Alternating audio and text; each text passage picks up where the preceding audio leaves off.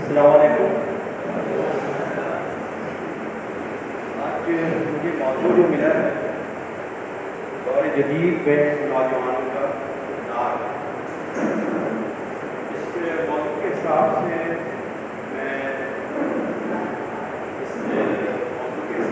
نے اس کو کئی حصوں میں تقسیم کیا ہے. جو میرے اس لیکچر جو میں ہوگا وہ قرآن سیرت طیبہ اور قرآن سے ریلیٹ کرے گا، اور کچھ اسٹوریز ہوں گی جو فیکٹس ہیں وہ میں آپ کے سامنے پیش کروں گا. اس کے علاوہ نمبر 3 چیز جو ہے وہ یہ مسلمانوں کا کردار جو ہے میڈیول پیریڈ میں جسے کہتے ہیں ہاؤس آف اسلام بیت الحکمہ میں کیا رہا وہ ہوگا. اور پھر اس کے بعد میں آپ لوگوں کے سامنے کچھ مسکنسیپشنز ہیں وہ آپ سب کے سامنے لے کے آؤں گا دین کے تعلق سے. ابھی آخری چیز جو بہت اہم ہے وہ ہمارے نوجوانوں کو ایکشن پلاننگ کے اوپر میں گائیڈ کروں گا. تو میں صبح سے اپنی اس چیز کا اسٹارٹ کرتا ہوں، شروع کرتا ہوں. تو پہلی وہی اللہ کے رسول صلی اللہ علیہ وسلم پہ نازل ہوئی.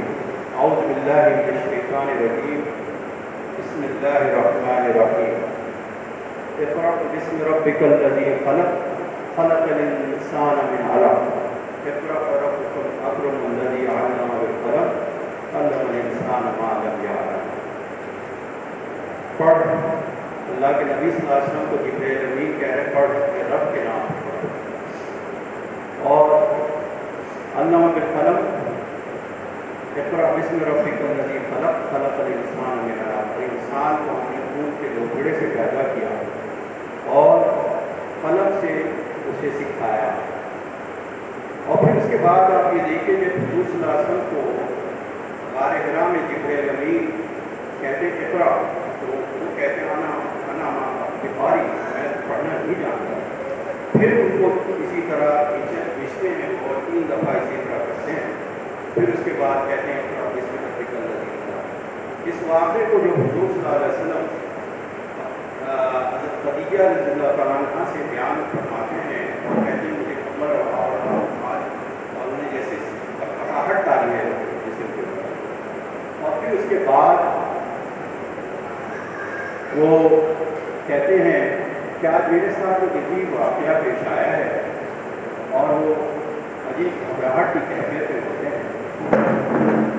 تو حضرت خدیجہ رضی اللہ تعالیٰ عنہ اس وقت یہ کہہ رہی ہوتی ہیں کہ آپ غریبوں کی مدد کرتے ہیں، بیواؤں کی مدد کرتے ہیں، مسکینوں کی مدد کرتے ہیں اور مسافروں کی مدد کرتے ہیں. یعنی سارے سوشل سروسز انہوں نے گنوائے. لہٰذا اللہ تعالیٰ آپ کے لیے کچھ بہتری کر رہا ہوگا. اور پھر اس کے بعد آپ اس واقعے سے بخوبی واقف ہوں گے کہ برقہ بن نوفل کے پاس لے کے جاتی ہیں. بہرحال میرے ابھی اس سورے کا مقصد آگے یہ ہے کہ سوشل سروسز جو ہیں، دین جو ہے ہمارا عبادات تو ہیں لیکن صرف عبادات نہیں ہیں، سوشل سروسز بھی ہیں.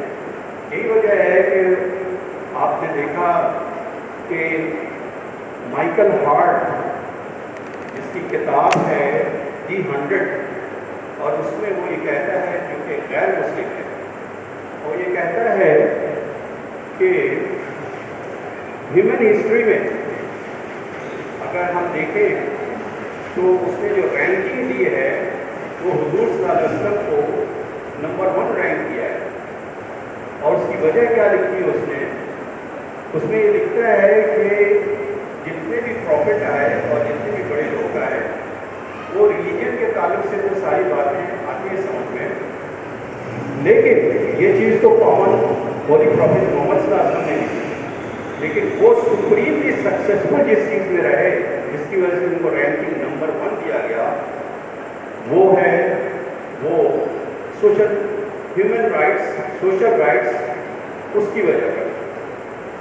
تو وہی والی بات ہے انہا اللہ خلق عظیم، کہ سورہ قلم میں اللہ تعالیٰ کہتے ہیں کہ بے شک تم اخلاق کے اعلیٰ درجے ہو، اور پھر اس کے بعد لقد کان لکم رسول اللہ اسوۃ حسنہ، تو بیسٹ ایگزامپلس اور بیسٹ رول ماڈل جو ہے اللہ کے رسول صلی اللہ علیہ وسلم ہے۔ یہی وجہ ہے کہ اس وقت دیکھیں کہ جو بارش ہو رہی تھی اور جو حالت کراچی کی اس وقت ہو رہی تھی، میں داد دیتا ہوں جماعت اسلامی اور خدمت والوں کو جنہوں نے اس کے اندر بہت کچھ کیا، اور اس کی جزا اللہ تعالیٰ دے گا۔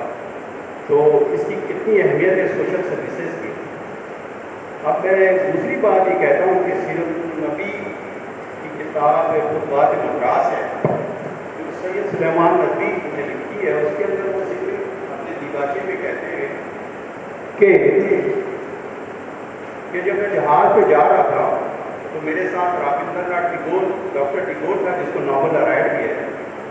وہ یہ کہتا ہے، اس سے کوئی سوال کرتا ہے کہ کیا وجہ ہے کہ برہمن سماج جو ہے وہ اتنی آگے کیوں نہیں بڑھ سکتی؟ تو اس کی وجہ یہ بتاتا ہے کہ ان کے پاس کوئی بھی مذہب، کوئی بھی دین جو ہے کوئی آگے نہیں بڑھ سکتا جب تک کہ ان کے پاس کوئی سیرت و کردار والا شخص نہ ہو، یا ریکارڈڈ سیرت و کردار نہ ہو۔ تو آپ یہ سمجھیں کہ ہمارا دین جو ہے وہ ان دونوں کا کمبینیشن ہے، اطیعوا اللہ و اطیعوا الرسول۔ اس کے بعد میں کچھ چیزیں اب بیان کرنا چاہتا ہوں، کچھ اسٹوریز ہیں جو کہ قرآن کے سے ریلیٹ کرتی ہیں۔ امام سراج بہار ہوتے ہیں نیو یارک میں، اور وہ ریورٹڈ مسلم ہیں، ایفرو امریکن۔ ان سے میری کافی ملاقاتیں رہی ہیں، اور وہ ریورٹ ہوئے کوئی آج سے 20-25 سال پہلے، لیکن وہ جیسے ہی ریورٹ ہوئے اور کچھ عرصے کے بعد بروکلن کے علاقہ ہے، اور وہاں کافی لوگ جو اس علاقے میں تھے، کرمنلز بھی ہوتے تھے، ڈرگسٹ بھی ہوتے تھے، سب کچھ۔ تو اس طرح کے لوگوں کو انہوں نے شہادہ لیا ان سے، اور وہاں کے NYPD پولیس کے علاقے انہوں نے ایک سیریمنی کیا، اور وہ یہ اس سیریمنی میں ان کو ایوارڈ اس بات کا دیا گیا کہ ہم نے بڑی کوشش کی کہ یہاں سے ڈرگ کو ختم کیا جائے، کرمنلز کو ختم کیا جائے، لیکن آپ نے تو اتنا بڑا کام کیا ہے کہ یہ سب لوگ ڈرگ بھی چھوڑ دیا ہے، انہوں نے سب کچھ کیا۔ تو آپ یہ دیکھیں، اس پہ میرے کہنے کا مطلب یہ ہے کہ ہم جب اگر دین کی بات کہتے ہیں تو اس چند عبادات کا نام نہیں ہے۔ اگر سوسائٹی میں کوئی چینج نہیں آ رہا ہے، کوئی کنٹریبیوشن ہمارا نہیں ہے، تو وہ صحیح معنی میں دین نہیں ہے۔ ہمارا دین جو ہے وہ ہم جب تک کہ سوسائٹی کو میں تبدیلی اگر نہیں آ رہی ہے تو ہم لیک کر رہے ہیں اس کے لیے۔ تو یہ ایک واقعہ میں آپ کو بتا رہا ہوں۔ اس کے علاوہ دوسرا واقعہ ہے جو کہ میں احمد دیدار ہوتے تھے، پہلے آپ سب نے نام سنا ہوگا، جو ذاکر نائک کے استاد تھے۔ جدہ میں نے ایک پروگرام اٹینڈ کیا تھا، اس میں ایک گورا کھڑا ہوتا ہے، وہ کہتا ہے، اس سے پوچھتے کہ وائی ڈیڈ یو ایمبریس اسلام؟ اس نے کہا، the reason I embrace Islam, when I read this verse, تخرج الحی من المیت و تخرج المیت من الحی، you created living thing from non-living and non-living thing from living thing، یعنی جاندار سے بے جان اور بے جان سے جاندار۔ How come کہ 1400 سال پہلے یہ کیسے قرآن میں یہ بات آ گئی کہ ڈبل روٹی بے جان ہے، اس پہ فنگس لگ جاتا ہے، ایک گھنٹہ ہے، اسے چوزا نکل جاتا ہے؟ تو یہ چیز قرآن میں اس نے ہمیں اسلام کی طرف لے کے آیا۔ یہ ایک واقعہ ہے۔ دوسرا واقعہ میں آپ کو بتاؤں گا کہ میں سب کے یونائٹڈ نیشن میں جب سرو کر رہا تھا تو وہاں ایک جوئش ریورٹ ہوا، اور مجھے میرے استاد شیخ احمد داویدار جن کے ساتھ میں کئی انٹرفیتھ ڈائلاگ میں بھی جاتا رہا، جس میں کرسچنس کے ساتھ ہمارا ڈائلاگ ہوتا تھا۔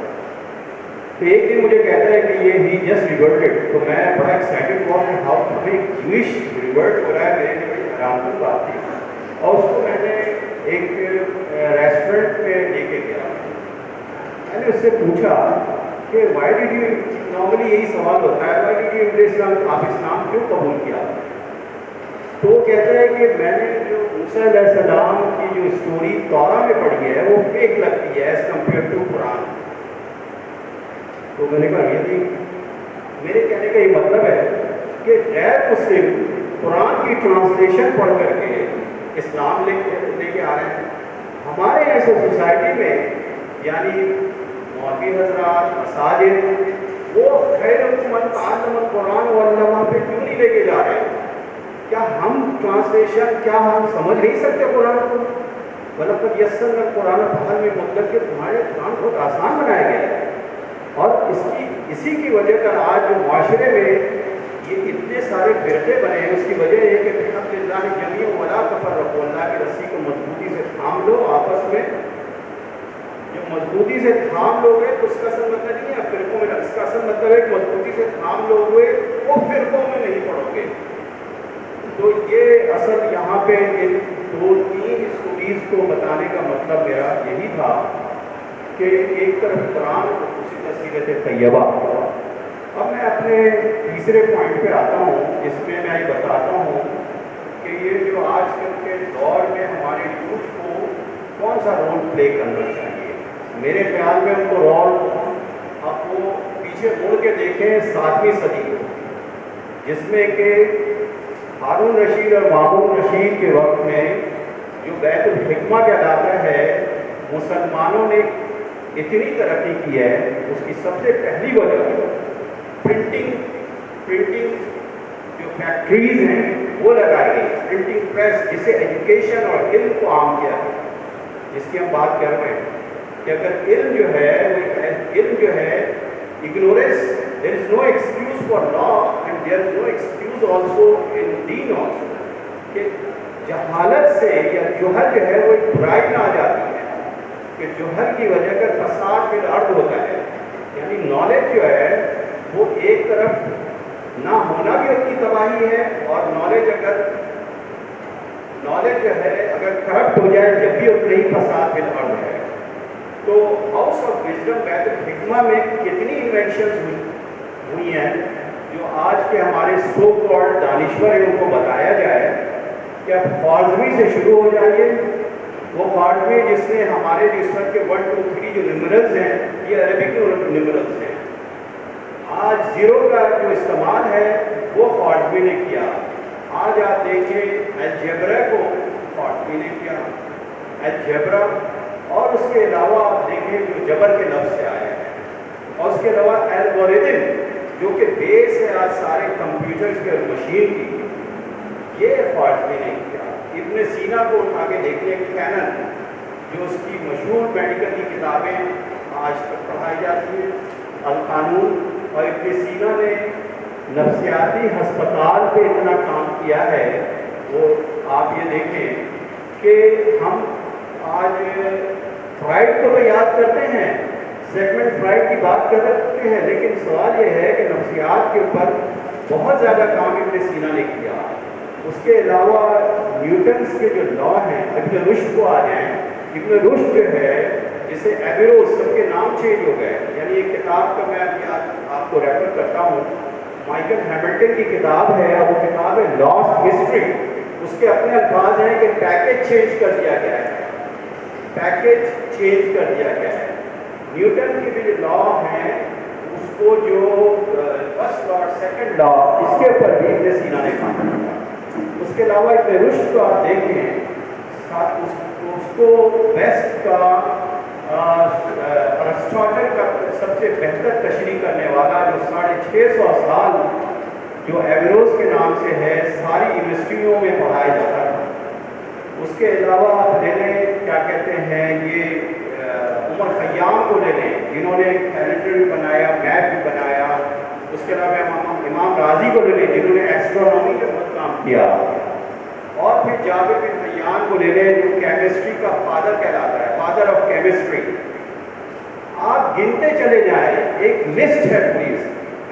آپ کو اس کے لیے ایک الگ سیشن کرنا پڑے گا کہ میں تو عمران خان نے جو کہا تھا کہ کتاب پڑھے تو انہوں نے تو ایک مسلمان کی کتاب کی، میں تو مائیکل ہیملٹن کی کتاب ہو جس میں لاسٹ ہسٹری میں وہ ایک ایک کو بتا رہا ہے کہ پیکیج چینج ہو گیا.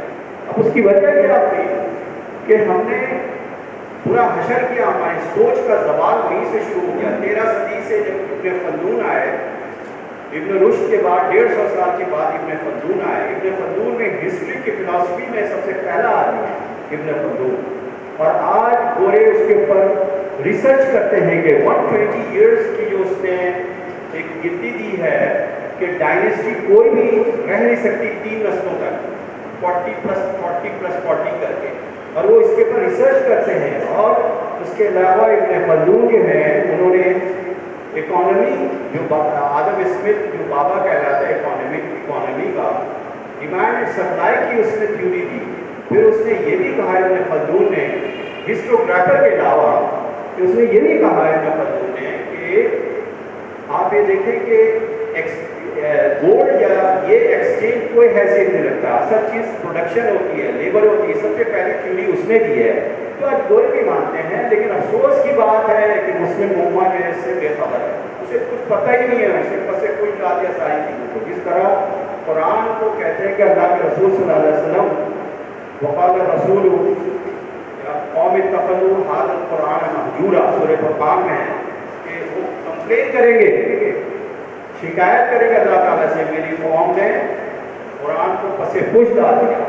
تو اسی طرح ہم نے اپنے یعنی ان کے اس کام سے فائدہ کس نے اٹھایا؟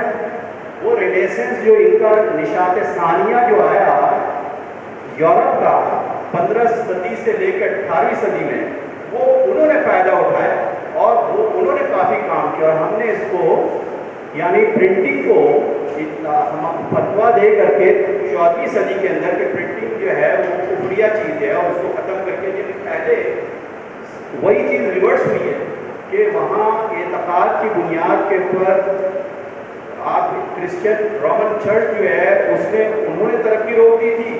بعد میں ہم نے وہی کام کیا کہ ہم نے ابن رشد کا وہ حال کیا کہ ابن باجہ کو باضابطہ ہم نے کہتے ہیں فلاسفی کا قتل ہوا، اور ابن رشد کو تو مسجد سے باہر نکال دیا. تو بات یہ ہے کہ اس کے بعد سے ہمارا زوال شروع ہو، اور اس سے اس ساری انوینشن سے یعنی کس شعبے میں انہوں نے کام نہیں کیا. آپ نے ایسٹرونومی میں کیا، ریاضی میں کیا، طبیعت میں کیا، کیمسٹری میں کیا، اور سارے بڑے بڑے فلسفی، اور اس سے فائدہ کس نے اٹھایا؟ آج یورپ میں اس ترقی کی یعنی آپ کہہ لیں کہ آؤٹر ورلڈ میں جو اس نے ترقی کیا. انر ورلڈ کی بات نہیں کر رہا ہوں میں، نفس کی بات نہیں کر رہا ہوں میں. تو لہذا میں یہ کہتا ہوں کہ ہمیں اب اس طرف جانا چاہیے اور ہاؤس آف وزڈم کی طرف جانا چاہیے، بیت الحکمہ کی طرف جانا چاہیے. ہمیں جگہ جگہ قرآن میں لکھا ولا تکبرون ولا تفکرون، کیا ہو گیا تم چوپائے ہو، کیا تم اپنے عقلوں کو استعمال بما تعقلون؟ کیونکہ حدیث رسول حدیث ہے کہ اللہ تعالیٰ نے سب سے بڑی چیز جو دی ہے کائنات میں وہ آپ کی عقل ہے. لیکن عقل کو مفید کیسے کر سکتے ہیں؟ وہ علم ہے، علم کے ذریعے عقل آپ کی مفید. لیکن ہم نے جبلت کے پر ہم چلے گئے. جیسے سورہ یاسین کی ایک آیت ہے، اس میں کہا گیا کہ تم گمراہ ہو جاتے ہو یا تم جبلت پہ ہو تو کیا ہو گیا، تم عقلوں کو کیوں نہیں استعمال کرتے؟ تو ہم نے عقل کا استعمال ہی چھوڑ دیا ہے، سوئچ آف ہو گیا ہمارا.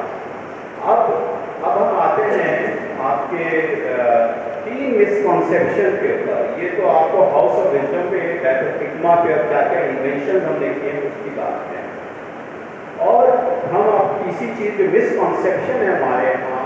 ایک تو لفظ ہے تقویٰ. بہت سارے مفسر ایسے ہیں جنہوں نے تقویٰ کا لفظ ڈر اور خوف کر دیا ہے، جبکہ تقویٰ کا معنی خوف نہیں ہے، بچانا ہے. جیسے کہتے ہیں ربنا آتنا فی الدنیا حسنہ وفی الآخرۃ وقنا عذاب النار، ہمیں بچا. تو بچانے کے لفظ سے ہے، اللہ ہمیں بچا. تو ہم نے ڈرا دیا. اللہ تو رحمان و رحیم ہے. یعنی اس کی مثال میں ذرا سا دوں، اتنی بڑی مسکنسیپشن ہے یہ کہ ایک بچی وہاں یہ کہتی ہے کہ بابا یہ تو ہمارے جو اللہ ہے یہ ہمیں سزا دیتا ہے، ہمیں جہنم میں ڈالے گا، اور خوف میں وہ کہتے ہیں جو سینٹا کلاز ہے یہ ہمیں گفٹ دیتا ہے. تو یہ اتنا بڑا مسکنسیپشن ہے کہ ہم سورہ فاتحہ کو بھی نہیں سمجھ سکتے آج تک کہ الحمدللہ رب العالمین، تمام تعریفیں اسی کے لیے جہاں رب العالمین رب ہے اور رب العالمین ہے، سارے عالم کا رب ہے. تو ہم مطلب ہے کہ رحمان و رحیم ہے وہ. تو ہم نے ایک بہت بڑا مسکنسیپشن مفسرین نے اس کے اوپر کیا ہے کہ ہم ڈر اور خوف کی بات کرتے ہیں اس پہ. اچھا، دوسری بات جو ایک اور ہے وہ یہ ہے کہ عقل کا استعمال، کہ اکثر لوگ یہ کہتے ہیں کہ رزق ایک واقعہ ہے جو حضرت علی کا مجاہد سے کسی نے پوچھا کہ عقل تو میرے پاس ہے لیکن رزق اس کے پاس ہے بہت.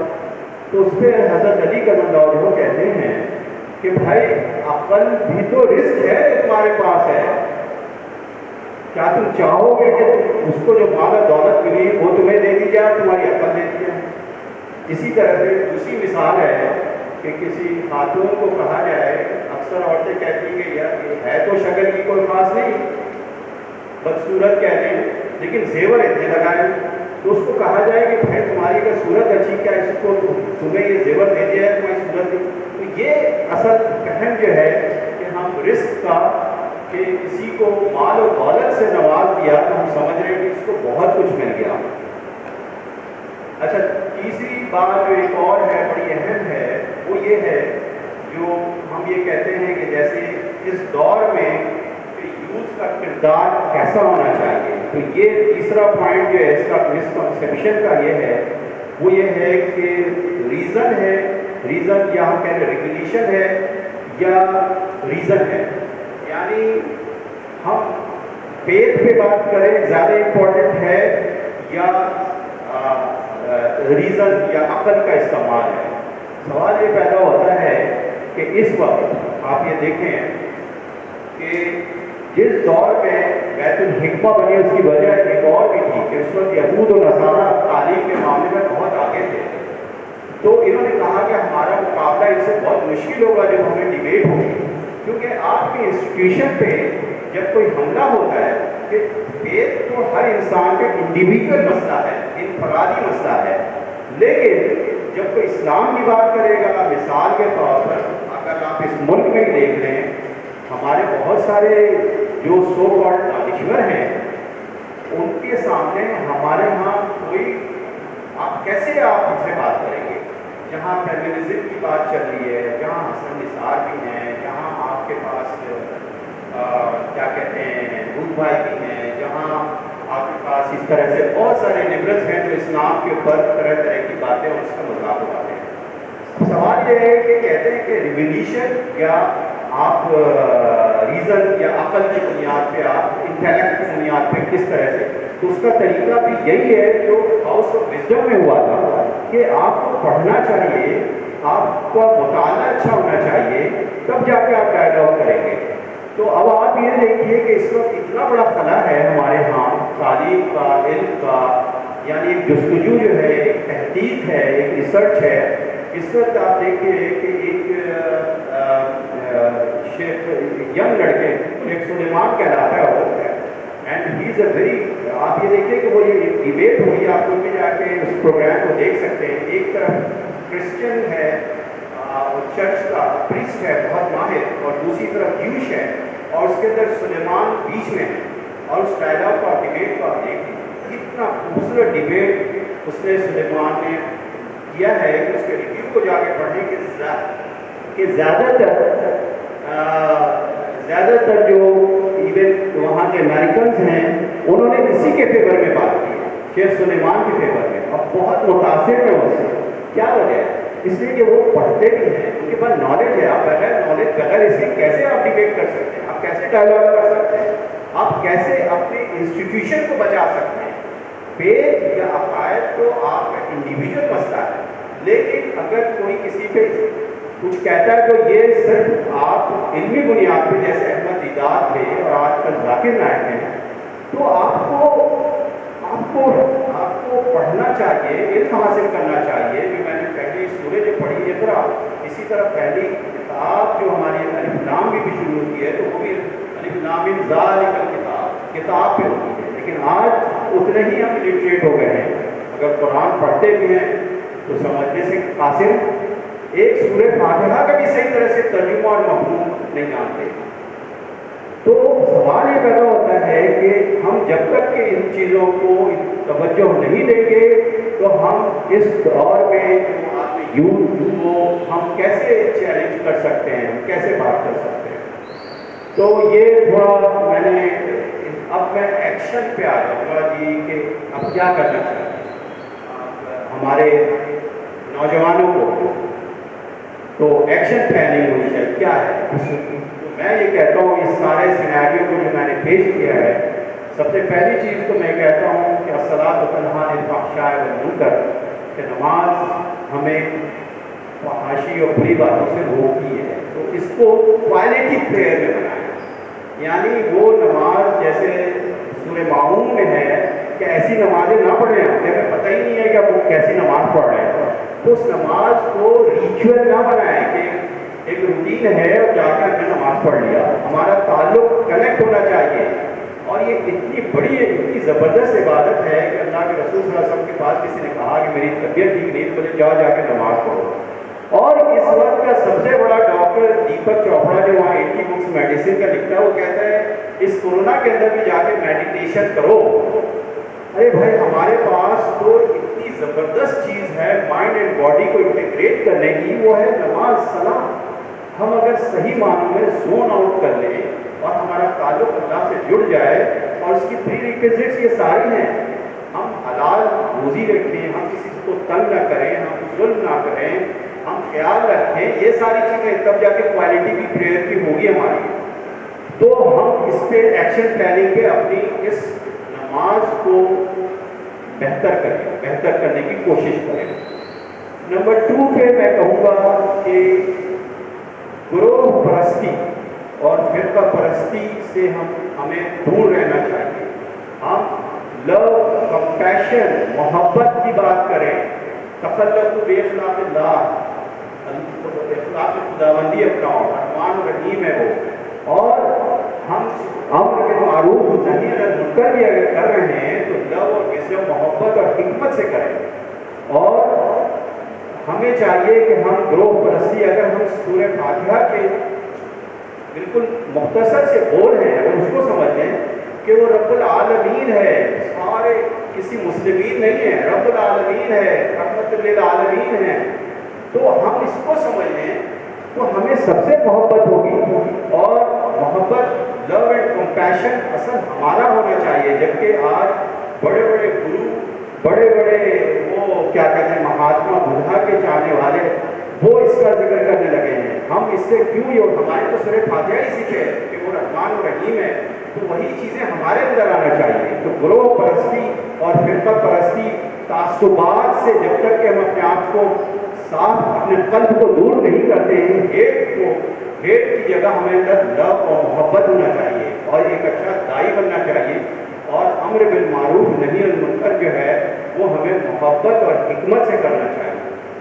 اور اس کے علاوہ میں یہی کہوں گا کہ جیسا میں نے آپ کو بتایا ہے کہ ہمیں چاہیے کہ ہم زیادہ زیادہ جیسے ہاؤس آف وزڈم کی طرف ہم بڑھیں، اور قرآن جو ہے خیرکم من تعلم القرآن وعلمہ، قرآن کو روزانہ کی روٹین بنائیں اور اس سے جڑیں، اور اس میں 6236 ورسز ہیں، جس میں 500 ورس ایسے ہیں جو احکامات پہ ہیں۔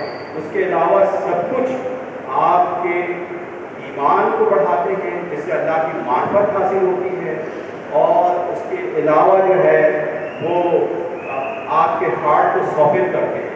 تو ہمیں چاہیے کہ قرآن کی آیتوں کو جو حجت البالغہ میں شاہ ولی اللہ رحمۃ اللہ علیہ کہتے ہیں کہ جب آپ قرآن کو پڑھتے ہیں اور اس کو سمجھنے کی کوشش کرتے ہیں اس کے مفہوم کو، تو آپ کے اوپر آمد طاری ہو جاتی ہے، اور ہر انسان اپنے اپنے طور پر ہر ایک کے لیے اس کے اندر شفا موجود ہے، اس کو ہر مسئلے کا حل اس کے اندر نظر آئے گا۔ تو ہمیں ایک تو اس کے اوپر بہت زیادہ زور دینا چاہیے جو ایکشن پلاننگ ہے۔ اب میں اس کے اوپر بھی آ جاتا ہوں، یہ ایکشن پلاننگ جو ہے دین اور دنیا دونوں کی کامیابی کے لیے میں بتا رہا ہوں۔ اور اس کے علاوہ جو دوسری چیز اب میں آؤں گا کہ آپ کیریئر بلڈنگ میں کیا کریں۔ نمبر ایک تو یہ ہے کہ آپ جو بھی اپنے پڑھائی کر رہے ہیں، جو بھی آپ نے کیریئر چننا ہے، اس میں اپنے آپ کو ٹٹولیں کہ آپ کا پیشن کیا ہے۔ لک اباؤٹ یور پیشن، کہ آپ کا پیشن کیا ہے۔ اور پھر اس کے بعد نمبر 2 پہ ایک چانس لیں، ہمیشہ چانس لیں، اور کسی بھی فیل ہونے کا فیئر خوف نہیں ہونا چاہیے آپ کو۔ قرآن و سیرت الطیبہ اور ہاؤس آف وزڈم جو پچھلا دور تھا، جو ہمارا گولڈن پیریڈ تھا، ہم دوبارہ آ سکتے ہیں، تو یہ ہے۔ اور پھر اس کے بعد میرے لحاظ سے ایک میک اپ یا جاگوں کے حساب سے بات کا ایک شعر ہے، اٹھو میری دنیا کے غریبوں کو جگا دو۔ اس کی جگہ پہ میں بولتا ہوں اٹھو میری دنیا کے جوانوں کو جگا دو، کاخ عمرہ کے در و دیوار ہلا دو، کاخ عمرہ کے در و دیوار ہلا دو۔ کیوں خالق و مخلوق میں حائر رہیں پردے، کیوں خالق و مخلوق میں حائر رہیں پردے، اہل کلیسا کو کلیسا سے اٹھا دو۔ اہل کلیسا کو کلیسا سے اٹھا دو سے مطلب یہاں پہ ہے نحن اقرب من حبل الورید، کہ میری رگ جہاں سے بھی قریب ہے اللہ تعالیٰ، وہ سامع الدعا۔ تو بھائی آپ کیوں، آپ علماء اپنی جگہ پہ ہیں، لیکن ہمیں چاہیے کہ اللہ تعالیٰ ہم سے بہت قریب ہیں۔ اور اسی کے ساتھ میں اپنی بات ختم کرتا ہوں، اور کسی کو کوئی سوال ہو تو موسٹ ویلکم۔